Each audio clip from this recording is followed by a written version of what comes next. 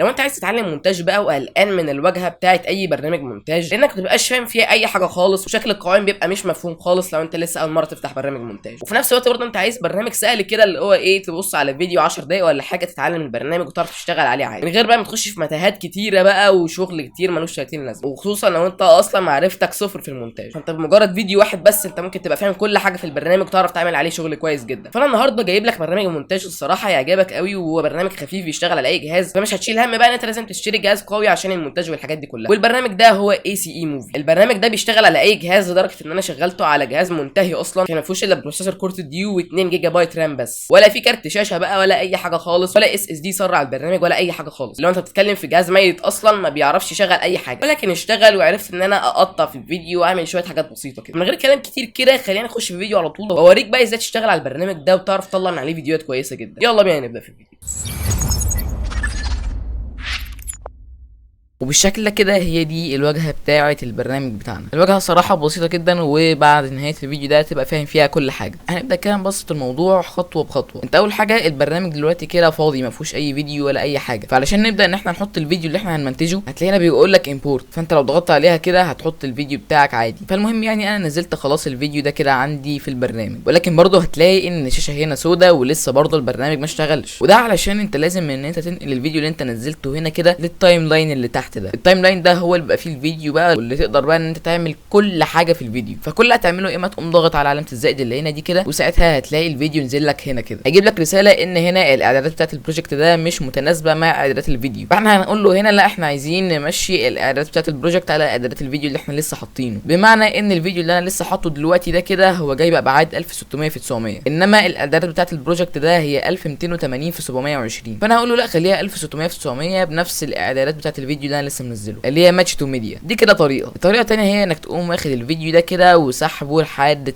هنا ده الفيديو بتاعنا. هتلاقي تحت الفيديو ده كده تراك للصوت. نفترض ان انت مثلا واحد بتصور بالكاميرا بتاعتك الفيديو، والصوت بقى انت بتسجله بقى على الريسيفر مثلا للصوت او على جهاز خارجي، ما علينا يعني انت ليك مصدر بتصور من عليه الفيديو ومصدر تاني للصوت، فانت في الحاله دي ليك ملف صوت تاني خارجي عن الفيديو اللي احنا لسه منزلينه ده. فهنقوم ضاغطين ضغطتين هنا كده عشان نجيب ملف الصوت. بالشكل كده انا نزلت هنا تراك الصوت تحت تراك الفيديو. فدلوقتي احنا عايزين الفيديو الاساسي ده كده عايزين نفصل الصوت اللي فيه ونركب الفيديو ده على الصوت اللي احنا مسجلينه من مصدر خارجي اللي هو انت المفروض اصلا عدلت عليه خلاص. فاحنا نقوم جايين على الفيديو الاساسي ده كده ونعمل له كليك يمين ونختار ديتاتش اوديو. هتلاقي بالشكل ده كده الصوت بقى في حته والفيديو بقى في حته ثانيه، فصلهم عن بعض يعني. هناخد احنا بقى الصوت الجميل ده كده ونقوم عاملين له ديليت. المشكله هنا بقى ان البرنامج ده ما بيدعمش خاصيه اللينك، او ان هو مثلا تقوم عامل سيلكت الاثنين دول كده وتعمل كليك يمين تلاقي هنا بقى لينك للفيديوهين دول على بعض. فما علينا يعني احنا نحاول ان احنا نمشي الموضوع. البرنامج اصلا بيشتغل على اضعف الاجهزه، فطبيعي ان انت مش هتلاقي فيه كل المميزات يعني. اول حاجه بقى لازم تتعلمها وهي التقطيع. مثلا جزئيه انت مش عايزها في الفيديو بتاعك فعايز تشيلها، فبمنتهى البساطه كده انت هتقوم عامل سيلكت الاثنين دول كده وتقوم ضاغط من الكيبورد كنترول بي، وبعدين مثلا نقوم جايين هنا ونعمل كنترول بي. نفترض مثلا الجزئيه اللي في النص دي انا مش عايزها وعايز اشيلها، هتقوم ضاغط على شيفت ديليت كده انت شلت الجزئيه اللي ما كانش ليها لازمه اللي انت كنت عايز تشيلها دي. طب نفترض مثلا انت جيت قطعت حته بالغلط وعايز ترجع في كلامك، فممكن انت من الكيبورد تقوم ضاغط على كنترول زد كده انت عملت اندو. كمان في ميزه حلوه هي انك ممكن تعمل كروب للفيديو بتاعك عن طريق ان انت تقوم ضاغط هنا كده. تقدر بقى تعمل كروب بالابعاد اللي انت عايزها 4:3 مثلا او 2:4 اي حاجه، او ممكن ان انت تعملها كاستم بقى وتقدر ان انت تشد من فوق ومن تحت او من الجناب عادي زي ما انت عايز. بالاضافه كمان ان انت ممكن تسجل فويس اوفر عن طريق انت تقوم ضاغط هنا كده هيبدا يحمل معاك شويه، بعدين هيقول لك بقى ان كنت انت عايز تسجل السيستم اوديو بس ولا الميكروفون بس ولا الاثنين مع بعض، وتختار بقى الميكروفون بتاعك وتتحكم بقى في علو الصوت والكلام ده كله. ولما تخلص الحاجات دي تقوم ضاغط على ريكورد وهيبدا يعد معاك ويبدا يشتغل. بعد ما تخلص تسجيل صوت بيقوم جاي لك في فايل هنا كده، وكمان بينزل لك في التايم لاين. كمان البرنامج ده بيدعم ان هو يعمل لك سكرين ريكوردنج عن طريق الريكورد اللي فوق دي كده. هتلاقيه قفل لنا البرنامج تقريبا. نختار بقى مثلا 1920 في 1080 وبرده نفس الكلام السيستم اوديو والميكروفون والحاجات دي.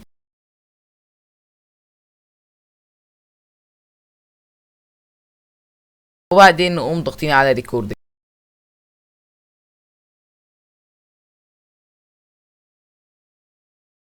لو انت عايز بقى تسرع او تبطئ الفيديو بتاعك، وليكن مثلا الجزئيه دي كده انا عايز اسرعها او ابطئها، فبتقوم عامل سيلكت الحته اللي انت عايز تسرعها مثلا وتيجي عند العلامه دي كده تختار بقى انت كنت عايز تبطئه مثلا او تسرعه او توقفه خالص. لو عايز برضو تعمل ريفيرس للفيديو بتاعك ان انت تعكسه، خلينا مثلا نعمل سيلكت الفيديو ده كده وبعدين نروح على علامه الريفيرس كده. هو هيجيب اخر الفيديو في اول الفيديو، اول الفيديو في اخر الفيديو. خلينا بقى نجيب اول الفيديو كده وخلينا نشوف كده. هو بدل ما كان بيقرب من السماعه لا، هو دلوقتي هيبعد من السماعه.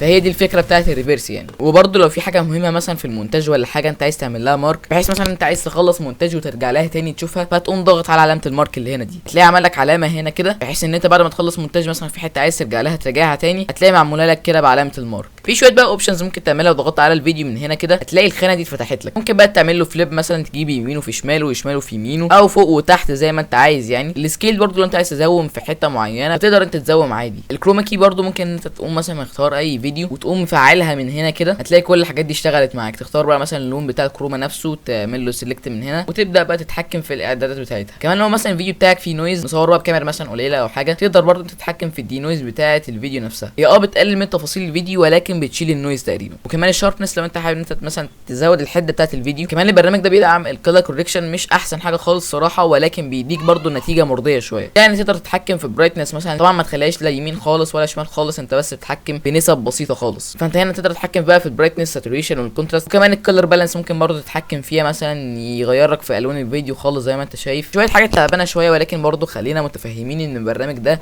بيشتغل على اضعف الاجهزه، فما تتوقعش برده منه ان انت يبقى معاك كل المميزات يعني. لو عايز برده تعدي على الصوت بتاع الفيديو بتاعك، فمثلا نختار الصوت اللي تحت ده، تلاقي فتح لك هنا خانه الاوديو، تقدر بقى تعلي الصوت توطيه زي ما انت عايز، وتعمل له بقى فيد ان مثلا، اللي هو يبدا الصوت بدرجه واطيه خالص ويبدا يعلى بالتدريج كده لحد ما يوصل للمستوى الطبيعي بتاعه. والفيد اوت عكسها، يبدا بصوت عالي جدا وبعدين يبدا يقل بالتدريج. كمان برده لو الصوت ده فيه نويز فتقدر تعمل له دي نويز من هنا كده. تعالى بقى نشوف دلوقتي الافكتات بقى والترانزيشنز الموجوده في البرنامج ده. لو مثلا عملنا سيلكت على الفيديو ده كده ونزلنا للخانه اللي تحت دي، هتلاقي بقى شويه حاجات انيميشنز بقى وشويه حاجات، هتلاقي شويه حاجات اغلبيه اليوتيوبرز بيبقوا عايزينها، حاجه مثلا زي ازرار اللايك والسبسكرايب والحاجات دي كده.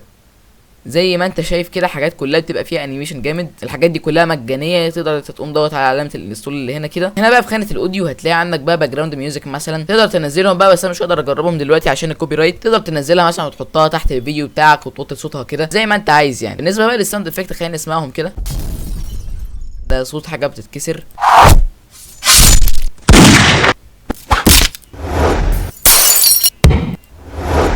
يعني شويه حاجات ممكن تستخدمها في المونتاج برضو بصراحه هتبقى كويسه جدا. نيجي بقى للتكست هنا الصراحه، وفي شويه حاجات هنا حلوه جدا. حاجه مثلا زي التكست ستايل ده كده ممكن نسحبه هنا، شكله الصراحه جامد جدا. تقدر بقى تقوم ضغط عليه مثلا هنا، والتكست 1 تكتب اللي انت عايزه، والتكست 2 برضه نفس الكلام، تكبره وتصغره بقى زي ما انت عايز حرفيا. حاجات الصراحه شكلها كويس جدا، وانا دورت كتير مثلا هتلاقي حاجه زي دي حاجه جامده. الصراحه التكست ستايل هنا جامد جدا في البرنامج ده. خلينا نشوف ده كده. هنا بقى في فلاتر الوان، والصراحه ما انصحكش انت تستخدمهم لانهم شكلهم يعني مش حلو اطلاقا. الترانزيشنز هنا برضو مش حلوه، الا بقى الوايب هنا مثلا دي او دي شويه حاجات منطقيه الصراحه، انما الحاجات اللي فوق حاجات تعبانه كلها. تعملها ازاي بقى؟ بتقوم مثلا جاي عند الفيديو هنا ده مثلا، نفترض مثلا انت عايز تحط انتقال ما بين الفيديو ده والفيديو ده، اسحب بقى اي حاجه انت عايزها وليكن ده مثلا، نحطه هنا كده في النص بالظبط. تعال نشوف